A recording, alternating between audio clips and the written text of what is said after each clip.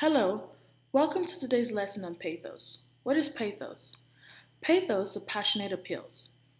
It's also the arousal or evocation of emotions which creates a state of mind or disposition. Think about the last decision you made. It probably had something to do with how you felt about the issue to some degree. So ultimately, the goal of pathos is to make the audience feel a certain type of way so that the author or the rhetor can make a move to convince them to feel a certain way about a decision. So pathos does something to make the text effective. It's not just, hey, feel this way. It's more like, I'm doing these things so that you can feel this way. There are two things to keep in mind. Emotions are shared by groups of people. Emotions are not irrational, but rather linked to reasonings or ways of thinking. That last decision you made, even though it had something to do with your feelings, there was a reason you felt that way.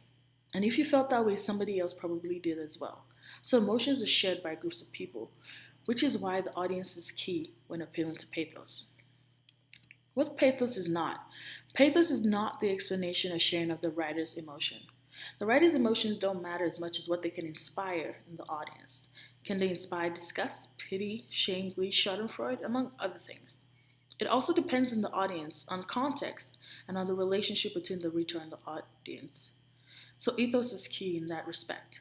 Make sure your audience trusts you so that whatever story you tell them or whatever move you make to make them feel a certain way is something they trust. How can you figure out pathos in a piece of writing? Take a look at the moves that the rhetorician has made. Explain how the emotion creates an effect in the audience.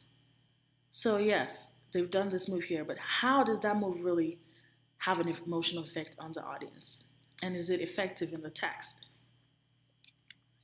Some ways to evoke emotion is using vivid display of events, using language that's considered good or bad, and appealing to ways of reasonings or commonplaces that evoke emotions. For example, when someone says kids these days, you immediately know what they're trying to say, right? Kids these days, they love their technology. Kids these days, they love Snapchat. Kids these days only care about themselves. It's very important that you have an emotional vocabulary.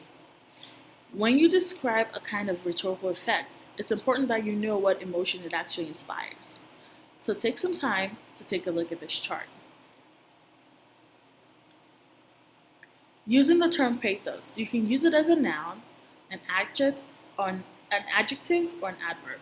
As a noun, you can say, a rhetor appeals to pathos by. As an adjective, you can say, she deploys a pathetic appeal. As an adverb, you can say, her argument works pathetically.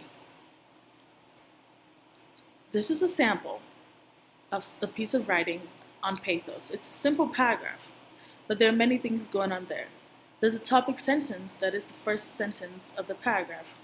It makes an analytical claim. It doesn't just describe what's going on. It's also very specific and links back to the writer's thesis, which in this case is saying an author was effective, which is probably what you're going to be doing if you want to analyze something rhetorically. You'd be asking the question, is this move effective or not? This writer provides 3 examples to support their topic sentence/claim, and the examples don't just speak for themselves, they use evidence. And then they explain and analyze this evidence. Take some time to take a look at this so you can find out how to actually discuss pathos in a work. You can also use this example to discuss logos, ethos, or any other rhetorical term. Special thanks to Michael Farris, and also the textbook Introduction to College Rhetoric and Inquiry, a place where much of this information was gathered.